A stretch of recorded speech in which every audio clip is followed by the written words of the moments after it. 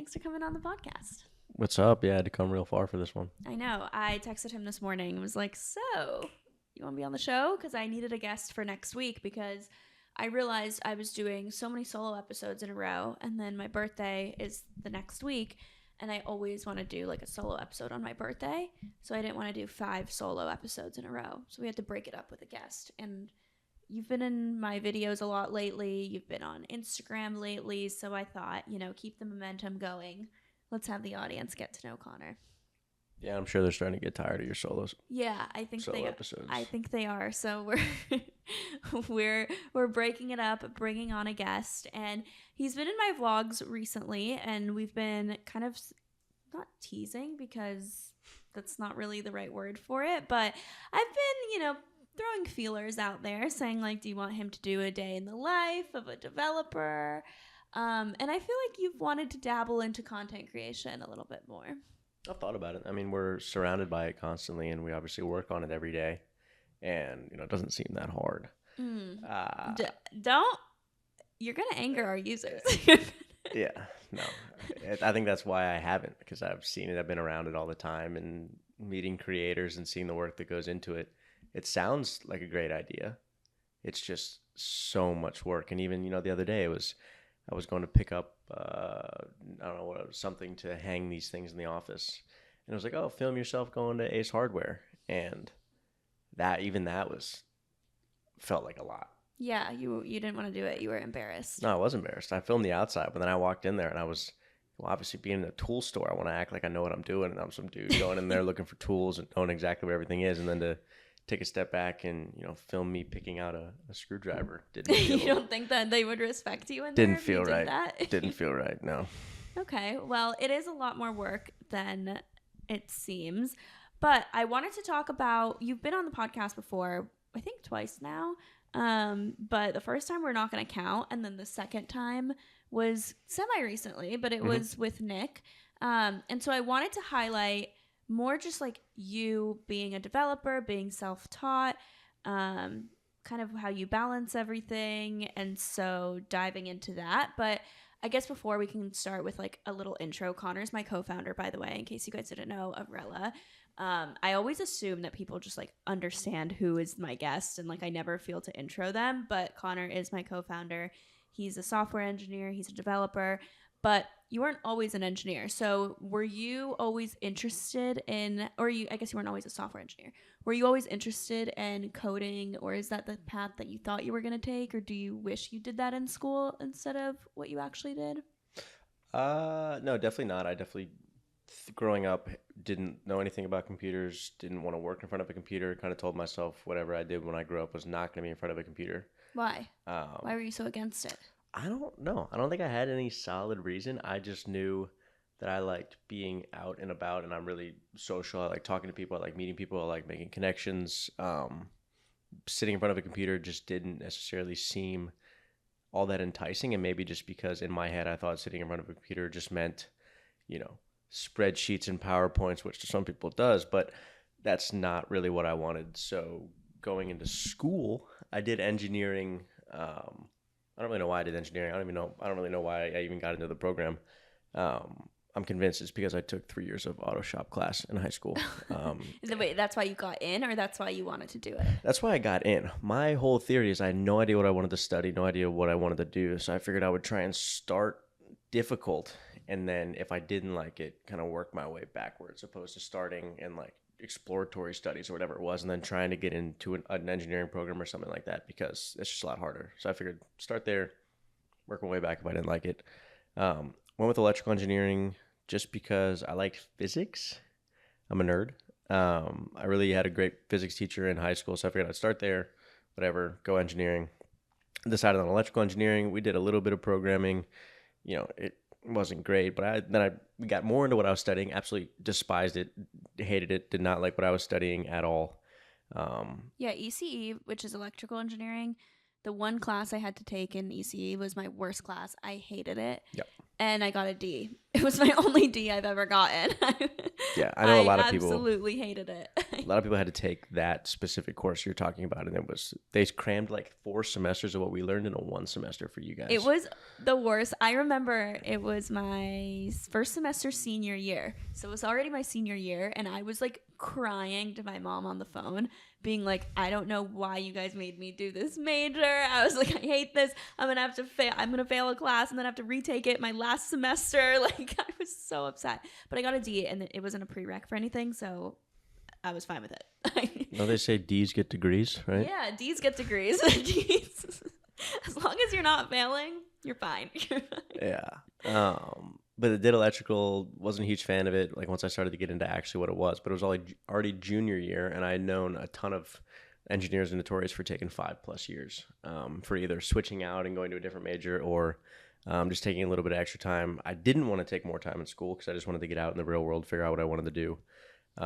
So I saw some people doing some cool things with programming, just like in college, just little tinkering projects, and reached out to, one of those guys and just said, hey, what is this whole world? What do you do? It looks cool. I might want to try it out. So he told me, recommended like some books to read. So I started doing that and then kind of became obsessed with that, programming wise.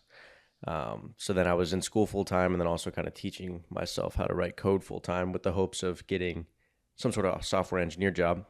Mixed in there, I had an internship at like a big electrical engineering firm, and that was terrible. I just knew that was not going to be my future.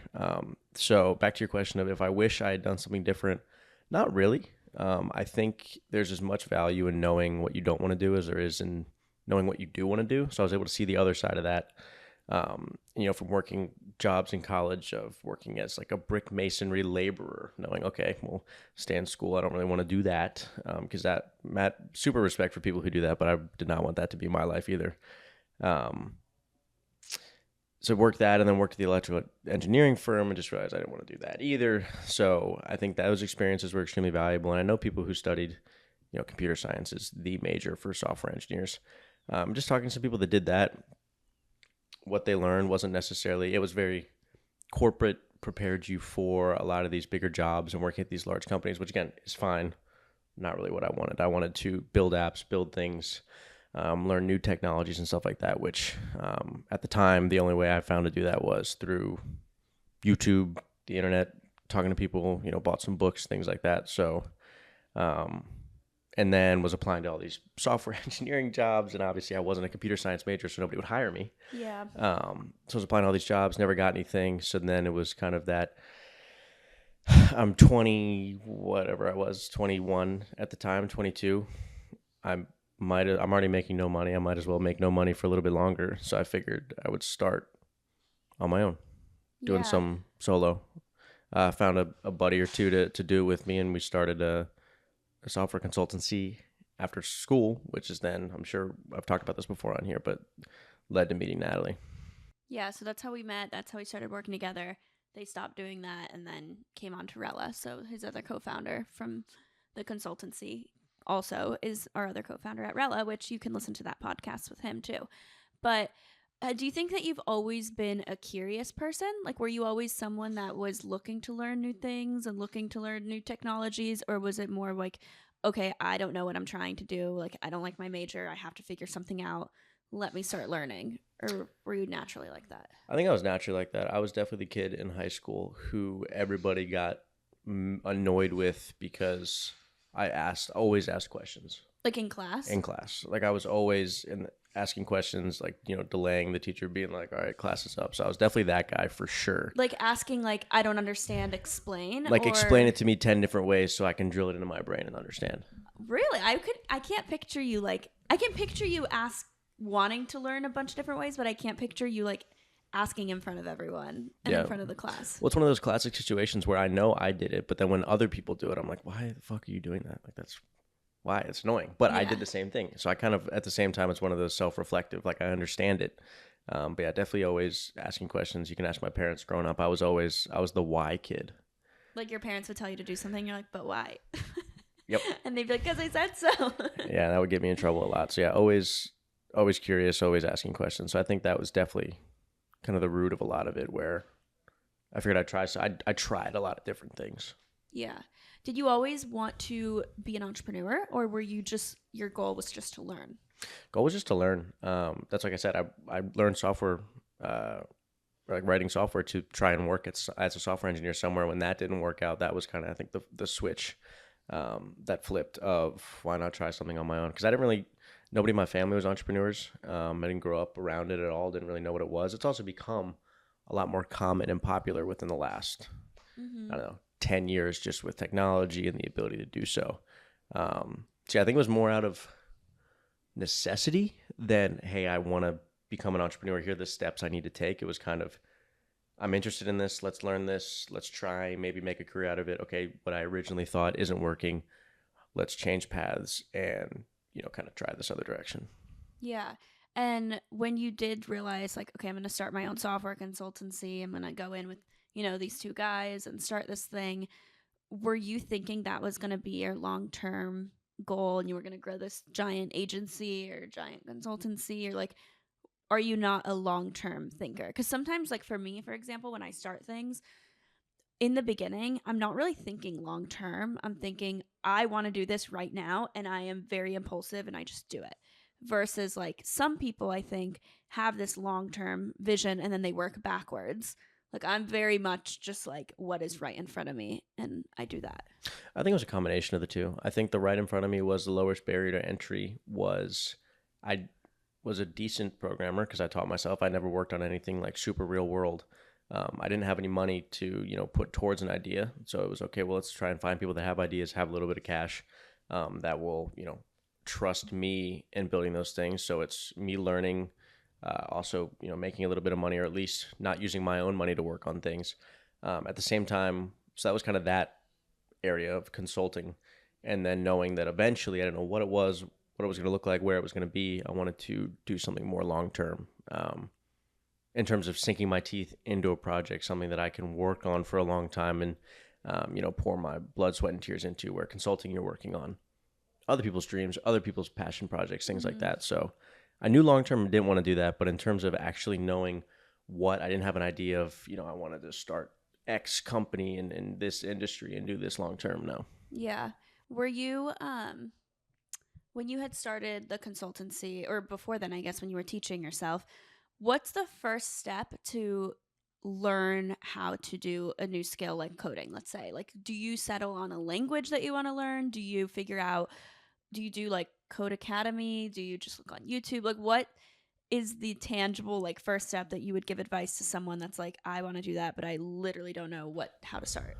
Yeah, I think the advice might be a little specific to software just because it's kind of an umbrella skill where once you learn one, it is relatively applicable to all of the other ones, just in a way of thinking, to where I'm sure there's other specialized skills where once you start learning that, it doesn't really translate. But so kind of with that caveat, my first step was to reach out to people that I saw doing cool things. Instead of just going to the internet and programming 101, it was, okay, I knew, somebody in college who was, posting videos of him just making cool stuff and doing that. So that was my first step. With content. Yeah, honestly, I just saw him like posting on his Instagram, little things he had been coding up and stuff like that. So that was the first step, was just, hey, I see you're doing something cool. So I knew, I had the confidence of knowing, okay, at least what he's telling me to learn could get me to this point that I saw what he was doing. So there was a path there to start, where I know, because when you're learning something new, it's really hard to decide, okay, what I'm spending the time right now learning, is it going to get me where I want to go? Or is it going to get me in any direction? Does anybody actually do this thing? I don't know, like learning content or learning how to grow on social media, learning really anything else. It's making sure you're at least starting in the right spot to go in the direction you think you want to go in. Yeah. So reaching out to other people.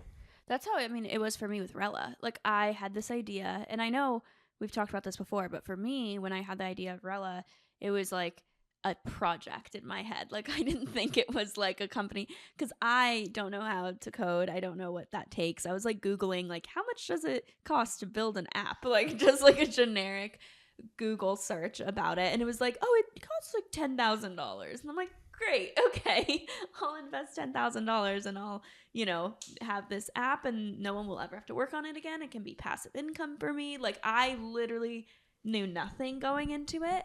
And I say this for like anyone that wants to build something in a field that they are not remotely knowledgeable in. You can do it. If I could, like, you definitely could. So for me, I knew nothing. So I was just talking to a bunch of people. Like, I talked to this one guy in college that I knew that built an app. And he wasn't working on it anymore, but I was just asking him, like, how did he get it off the ground? I spoke with a bunch of like freelance developers and told them the idea and was like, how much do you think this would cost? What do you think it would be? And then that's when I met Connor, because I was just speaking to a bunch of people before I ever had any like money invested, before I ever like took the first step. It was just like acquiring all this knowledge so that I knew then which path I needed to go down. And so that's how, when I met Connor, I felt the most comfortable with their company. I felt like they understood what we were doing, that they were the most transparent about like the process, how much this would cost, and they really opened my eyes that it wasn't a project, this was a full-fledged company. And that really allowed me to take that first step of like, okay, now that I know that this isn't just a project, like, where do I go from here? And it allowed me to see like, how much money am I willing to invest? What is this process going to look like? And obviously so many things were still unknown, but it at least guided me. So I think if you're ever lost or you want to learn something new, just talk to people that you admire, that know more than you. Use your resources in college, cold email people that you follow. Like, I think just like reaching out to people is way better than reading blog posts or, you know, consuming content. Like, content is great, don't get me wrong. I think it's really great, but it's not going to give you specific answers like speaking to an actual person and having the ability to like ask them questions well. And that, friends, is called faking it till you make it. Yeah, seriously, you have to. I think everyone does. And the more that, I mean, me and you have talked to a bunch of founders that we look up to, founders that look like they're doing like the coolest stuff on social media. And we'll talk to them and they also feel the same way of like, no, this is really hard, or like, we didn't know what we were doing, or we're still, you know, trying to figure X, Y, and Z out. And you just think that they know everything, and literally no one does. Like, no one knows everything. Everyone has their own set of challenges that are unique to yours.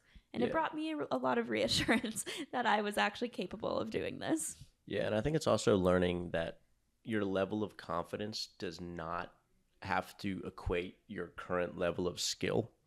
Meaning, at least what we've seen in this, you know, in the entrepreneurship space, is levels of confidence generally far exceed levels of either skill or just current knowledge of a topic, because, you know, confidence sells. Exuding confidence is going to help you get further. And, you know, I think a lot of people have the feeling that they need to know exactly what they're doing or how to get to 10x what they're doing and build a career of what they're doing based off of what they know right now. And then their confidence matches that of, hey, I don't really know this, but I'm going to get there one day. No, you need to know or go in with the confidence of, I am there right now, even if you're not, knowing and believing in yourself to be able to get there. So kind of that mismatch of current confidence versus current ability and what you know. Yeah, I like that a lot, thinking about it that way, because so many times people will think about it with, okay, if I don't know how to do something now, then that means I'm never going to. Yeah.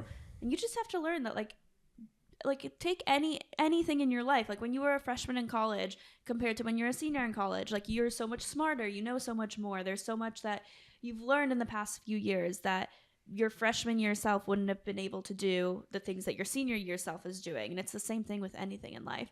So just having that confidence to do, or to believe that you can eventually get somewhere, I think is key, because too many people either don't start or they give up on the first like roadblock or challenge. And I think that is why so many either businesses fail, so many people think like it's impossible to start something, because it's really not. It's just, you have to like persevere and get through it, as cheesy as it sounds. I always say like the biggest thing is consistency, because even take like social media, for example. I started so long ago. I started 13 years ago. I am not the most popular. I don't have millions of followers. There's people that started in the past year that are bigger than me, and I've been working on it for so much longer. But still, that doesn't take away from the fact that I have accomplished a career out of it. I love what I'm doing. I know way more than I did, when I started. I'm a full-time creator. Like all of those things are still because I persevered. Like if I just gave up after 5 years of not being able to do it full-time, then I wouldn't have been able to quit my job and do it full-time. So you just have to be consistent. And I know it's really, really cheesy, but I hope that it at least reaches someone that might feel like they're, either don't want to start, want to give up, or anything like that, because it's definitely a struggle. We've both felt that a lot. Yeah, for sure. And mental roadmaps never generally, or not never, but generally do not work out the way I think initially envisioned. But then it's balancing. I think it's still valuable to create those long-term mental roadmaps of where you think you're going to be, to, like, again, tying back to that confidence, but then not being discouraged when you're not where you thought you would be 3 years down the line, 4 years down the line. Sorry, someone's vacuuming outside. I think it's a vacuum. I don't think you can hear it. It's really loud. Okay. But yes, I totally agree with you. And actually that brings me to what I want to talk about, which is when we started Rella, so not even your software consultancy, when we started Rella, is your life now like what you envisioned? Or even if you want to take it back further, like when you graduated college, is your life anything like what you envisioned it would be back then? Or would you change anything? Like, did your mental roadmap kind of go as planned, or were you kind of just having like an open field as a roadmap and like wherever life takes you? Well, considering I didn't really know what I wanted, I think there was a component of it to where I knew I wanted to do something I liked for myself and work with people I enjoyed working with. Making my own schedule, working, when I wanted to work, resting when I didn't want to work, and kind of having my own, perseverance and accountability be what determined where I was. So I think that component of it, that's what I'm doing. It's my input and my work and my drive is pretty much directly correlated to, where I am and as I progress. But I mean, beyond that, I think it was so open-ended. I wouldn't necessarily change anything. I think the lessons we've learned and the mistakes we've made have been, lessons of a lifetime. I talk internally, I think, with what we've done, we've all learned, honorary MBAs, doing what we do. And I really don't think the experience gained in all this really can't be gained outside of doing what we're doing. I'm very anti-MBA now. Like, I'm very vocal about that. Like, I don't think anyone, okay, maybe there's some people that, I don't think anyone needs to. No, I'm going to put it out there. Not a single person needs to. Could it be beneficial to some people? Yes. But I don't think a single person needs to do it in order to work at a certain company or shift careers. Like, I know some people are like, oh, well, I do it for a career shift. Okay, it could be easier, but I think there are other ways and easier ways to do it without spending, what is it, like $60,000, however much most MBA programs are. Like, I think there's more capital efficient ways to shift careers than that. So yeah, MBAs are a waste of money in my opinion. Well, it's also the combination and the shift of people's opinions on the hiring side of no longer taking that as kind of the golden ticket of, oh, this person has an MBA, I'm definitely going to hire them over somebody who doesn't. I think there's been that shift as well, from the other side of the coin, the hiring coin or the career coin, to where, it might not be worth it. And you can get more beneficial experience in the real world, but also on the other side of things, I feel like less and less people are using that as kind of the thing you need to make it far. I really hope you can't hear that. I feel like you can a little bit. So maybe put your mouth closer to the mic when you're talking, because it's okay. I have no idea, but I don't want to stop now. So we're gonna push through. Sorry if you hear some vacuum in the background noise. Okay, so obviously you are one of the founders of Rella. You now moved down to Miami. You have a social life. You're in a relationship. How do you balance being a founder with making sure you're also taking time for like relationships and friendships and yourself and health and all of that stuff, and like enjoying your 20s too? And it could be balance. It could be just how do all of those things work together? Because I always say it's like work-life harmony over balance, but I know that you've struggled with that sometimes. So that's why I'm asking you. Very timely question. Yeah, no, I've definitely struggled with it. I think I've been doing it now for 4 years. I'm 26 now.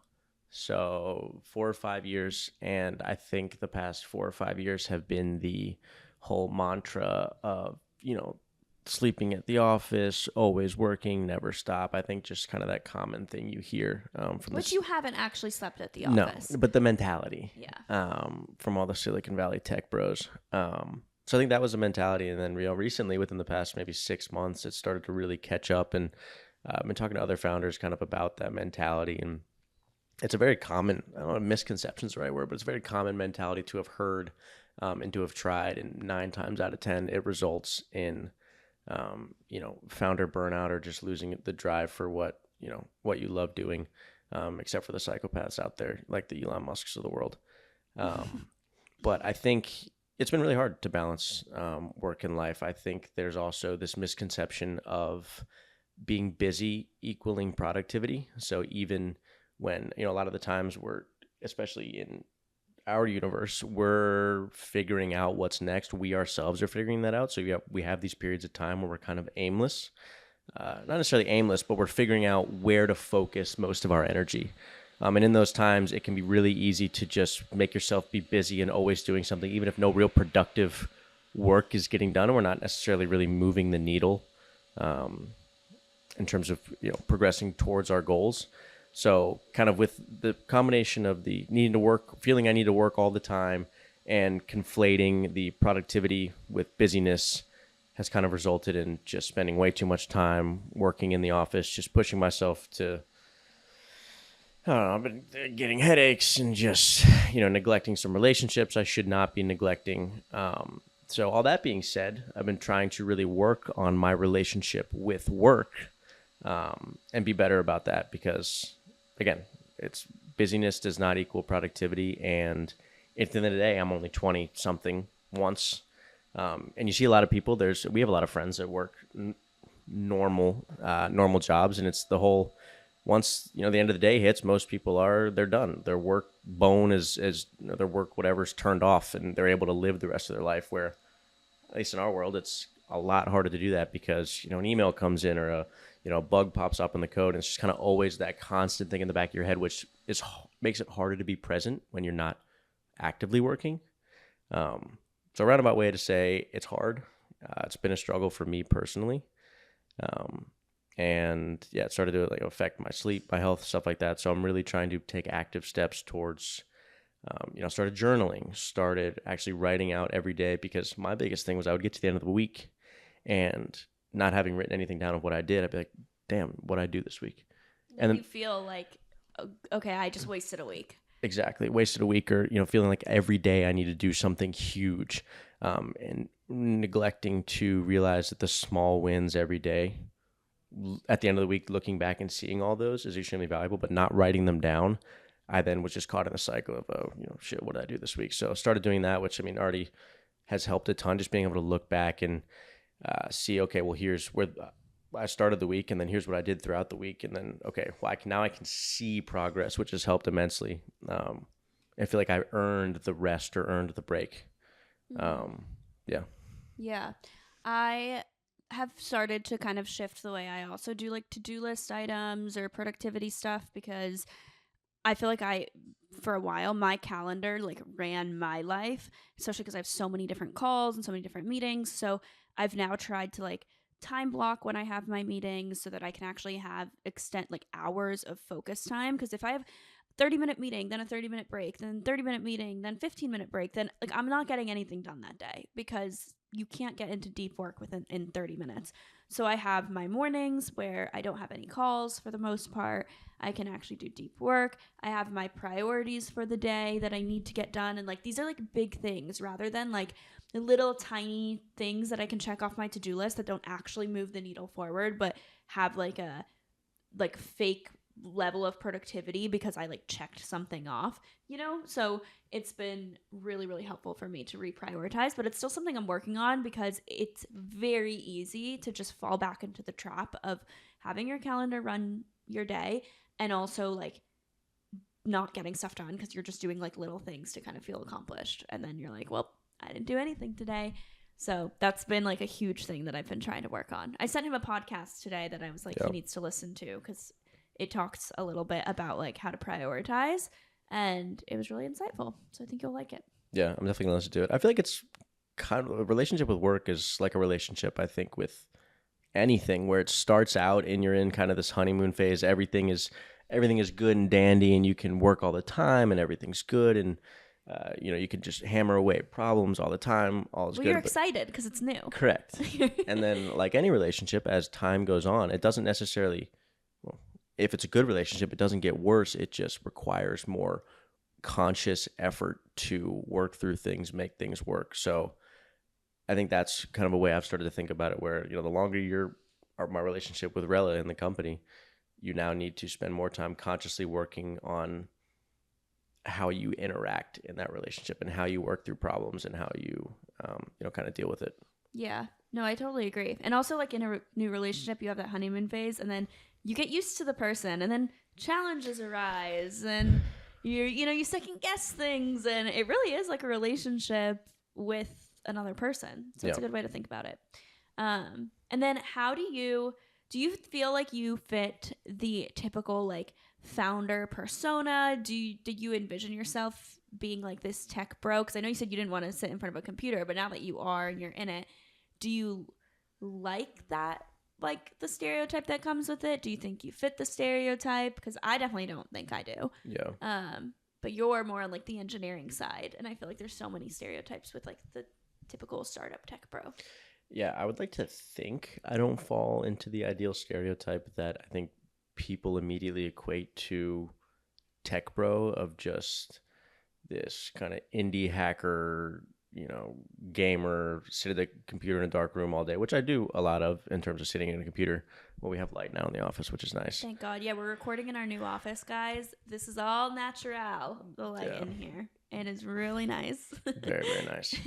So I would say probably not. I think like any stereotype or any community of people, there's different variations in, faction of the community. And I think I've met plenty of people who I would say I definitely equate myself to or relate to in the community of founders, and then others that I don't. So I think it's really a mixed bag. Like any, it's so diverse in terms of who's within the entrepreneurship community, and then even within the entrepreneurship community, the technical side of things. So I don't really know. Maybe probably certain things I do maybe fall into the stereotype, but I would say as a whole, maybe not. But then again, people in a stereotype, I don't think ever think they're in a stereotype. Yeah, I don't think you fit the typical like negative aspects of a tech bro, like nice. That's good. The big ego or like very weird, because you're very social. Yeah. Like that's where our other co-founder Nick is definitely, he doesn't fit the tech bro persona either, but he's more reserved, which I think is more software engineer like. But Connor is very, very social. Like, I feel like you like to talk a lot. Like, honestly, you're being very reserved on this podcast, I think. Really? Compared to, like, normal. We got to have a few drinks, maybe, and then you'll... Yeah, I might open up. I don't know. But, yeah, you are a talker. So, yeah. I feel like a lot of engineers aren't necessarily like that. Yeah. No, it's definitely... I think it's just more fun. I love being behind a computer, but I also love talking to people and seeing the other side of it. But yeah, I would definitely say probably that would be the biggest thing, not in the stereotype, is that I love going out social, like networking events. I know plenty of engineers that would rather put forks in their eyes than go to a networking event. What would you do if you weren't doing Rella, you think? Let's say you never met me, never came up with the idea of Rella. What would I be doing? I would either be living kind of deep in the Asian wilderness somewhere. Really? Yeah. Wait, what? Why do I not know this about you? Off the grid? No, I don't know. I don't know what I'd be doing. I'd probably be like a ski bum or something if I wasn't doing this, just to kind of continue to figure it out, just because, I don't know. I don't know. That's a hard question because... You wouldn't go with corporate route? I don't know. I saw what it looked like, and I see other people do it, and it's not appealing to me. So I think there's a lot of other career paths that aren't necessarily what I'm doing now on the corporate side. I don't know if I would make that transition. Maybe. Yeah, I could see you being like a ski instructor and then like still learning how to code and doing consultancy. Yeah. Like still having like a passion project. Maybe, like, go to culinary school or learn. What? I don't know. Just... I don't know, just do something random I opposed to guess just you said you're always wanting to learn. yeah, just doing something completely different. Become a firefighter. I don't know, do something different to where whole new skill set, whole new, whatever, opposed to just transitioning current skills over to the corporate. Yeah, I don't see you in corporate ever. I don't think I fit that mold. No, you don't. You don't. Yeah. Yeah, no, not really my thing. I have a ton of friends that do it. I can't see you having a boss, really. Besides me, of course. Yeah, for sure. As long as. No. So where did we leave off with that? And then you not fitting the corporate mold? Me being your boss. You being my boss. Correct. Okay. A shadow boss. You're the front-facing boss. You're the face. I'm the face for, having, a creator and the front. I should be the face. Yeah. But, my 856 followers, not 1,000 Maybe followers. if this podcast does well, you people will actually demand that you are the face of Rella instead. If people demand that, I don't think we can rob them of a new face, a great face of a great company. And then you'd have to film all those TikToks. Mm-hmm. You'd have to record yourself in Ace Hardware. So I would take your job, and you would take my job. I think the app would run so smoothly if I was behind on the keys. Yeah. Yeah. I honestly, it's easy. What I do is just a couple space bars. Don't you just use ChatGPT for everything now? You don't even code yourself? Yeah, you really don't need to know how to code. Yeah. It's everything's just AI. Mm-hmm. Yeah, they're going to take our job. They kind of already took my job. I actually haven't written a line of code in the past 6 months. Are you actually being serious? Mm-hmm. Yeah. No, I haven't. Not a single one. Yes. What? we were riffing on a joke thing, and then I was like, "What have you been doing?" No, I was like, "Has ChatGPT really been writing all the code?" It's definitely helpful, but yes, we do use it for code, so that's why it's not far fetched. Yeah, okay. No, you still have to know. It's like anything; you have to know what questions to ask it. Okay. Well, anyways, this was a great podcast episode. Anything else you want to share? You have the floor. You've been begging to come on my podcast. So begging. Have I been? No, not really. I think content is king, and that's how we've been able to grow our business. So I love coming on these and doing content and experiencing. This is my form of content. It's just sitting and talking. Should we give a discount code using your name so that we can see how many people come from you to that join would be Rella? Nuts. Yeah, let's do that. Okay, so type in code Connor and you can get CONNOR. OR, yeah, Connor, and you can get half off of an annual plan. Why don't we do 51% off? 51%. Okay. You'll get 51% off. Let's go. Of an annual plan. How about that if you use the code Connor? And we can advertise it as more than half off. More than half off. You're pretty much getting Rella for free. That's it. More than half off is free. Mm-hmm. It rounds That's up. girl math. It rounds up. 51% off girl math wise is basically free. I'm surprised you know girl math because you're not on TikTok. You see it I do have a girlfriend though. On Reels? Yeah, I see it on Reels, on YouTube Shorts. Gabrielle sends you the funny TikToks to keep you in the know. Yeah, she'll have to text them to me though, since I don't have TikTok. Okay. But I'll see them on Instagram a day or two later. A week or two. It's it's honestly faster now. Okay. Well, because they might ban TikTok. Yeah, which would not be good. That would actually kind of suck. And LinkedIn's doing short form content now too. Yeah, LinkedIn.